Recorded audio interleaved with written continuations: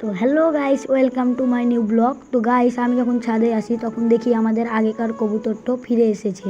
ওই যে দেখো, উপরে কবুতরটা বসে আছে এসে টেসে, কেমন জানি আনন্দ হচ্ছে আমার।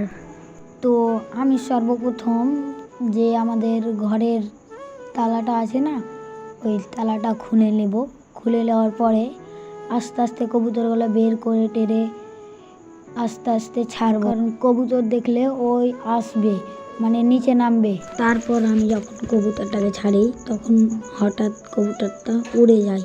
এই যে দেখো, উড়ে গেছে। তারপর আমি ভয় পেতে লাগি কি ওই কবুতরটার সাথে যদি এটাও উড়ে যায় তাহলে কি হবে। তার জন্য আমি তাড়াতাড়ি আয় আয় বলে কবুতরটাকে ডাকছিলাম যেন নিচে ছাদে বসে যায়। তারপর আমি তাড়াতাড়ি ভিতরে গিয়ে কবুতরগুলো একে একে ছাড়লাম। তারপর আর একটা খুশির খবর, এই মাদিটা আজকে ডিম পেড়েছে।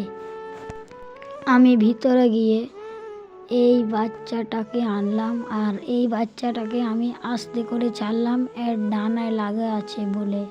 তারপর আমি আবার ভিতরে গেলাম এবং এই কবুতরটিকে বের করলাম।